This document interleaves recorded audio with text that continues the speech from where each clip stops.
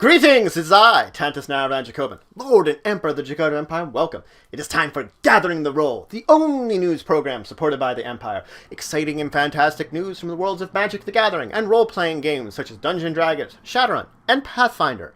Today we have only a few news stories, and then we'll talk about our sort of year-end going-ons here at Gathering the Roll and discussing Tabletop. But let's start with those news stories, because there are still a few of them. It is a kind of low news story time of year. First off, though, Magic has indeed announced its promos for the next 3 months in Friday Night Magic. So if you're going to Friday Night Magic from January through March, you can check out online which promos are now going to be available on those days that you may or may not want to get and use for your card collection. Now, moving on from there, we have some D&D news. Of course, another Unearthed Arcana came out. Now, of course, it will be a week or two before the next one comes out because of holiday seasons, but for this time, we at least have some new Paladin orders, the Order of Conquest and the Order of Treachery. Now, the Order of Conquest is all about conquering the enemies and overcoming them. It's about taking over and, snuffing out chaos. It's very lawfully drawn. That means there are those called Hell Knights because they serve devils, and devils are lawful evil, but it does mean there is an entire branch of them called that. It doesn't mean you necessarily need to be that from the description of it. But it's all about that entire idea of conquest over another target.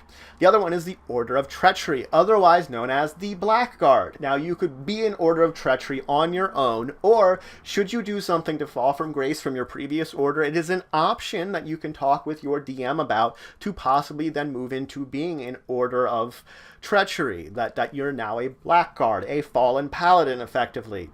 They're all about being very selfish with their own power and safety and all about themselves. So 2 new interesting takes on paladins that you can now check out for your games, possibly use for some of your NPCs if you are a DM. Now let's move on from there into some Paizo news. Only a little bit of Paizo news. There was a big interview talking about Starfinder, and they revealed some more things. First off, they revealed the next iconic character, Aesop, the iconic operative, which is kind of the roguish, skill-heavy character that's going to be appearing in Starfinder. Aesop here is an android, of course. They also revealed 2 locations that your characters can visit in the course of exploring the universe in Starfinder. They revealed Lavara, which is a kind of gas giant planet where they have floating cities where they might mine some of those gases or make trade deals with those that live amongst them. A very kind of interesting take on a type of city that might exist, the kind of floating city in the clouds. They also revealed Vecus, a city taken on a planet that has stationary kind of rotation, that the one side is always facing the sun and the one side is always dark. So there's only this kind of band in between night and day where things are relatively temperate and safe to live. And everyone lives there, and there are massive cities that spread over miles built in this area. So it's a very civilized area with interesting order that is based around this fact that they are just always in this temperate zone. Final news is FASA continues to give some information about high circle play in Earthdawn. This time they've chosen a more support class, the Troubadour. It's effectively what the Bard would be to D&D or Pathfinder. The Troubadour is the discipline to Earthdawn, the kind of music-based supporting character. Not only does it give all the basic information for playing from 9th to 15th circle, it gives a listing of interesting abilities that they're going to get in these high circles and how they work. Very interesting stuff that if you're getting into that high circle play, you might want to check out. So that's it for the news for this week. Links to any of these news stories will, of course, be in the description below. If you want to join the discussion on any of these and other interesting topics, you can, of course, join us at Discussing Tabletop this Saturday, 1 p.m. It's at www.twitch.tv/TantusandDracovin.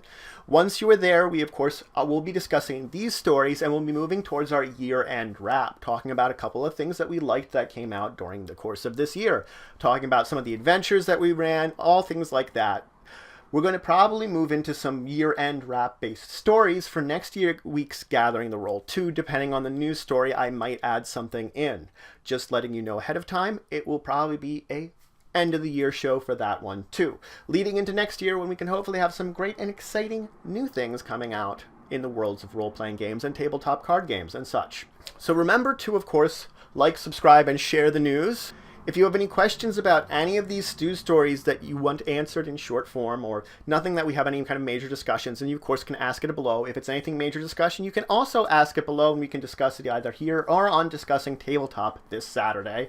Any kind of questions for that, you can also leave them in the descriptions below, or suggestions for topics. We'll take them.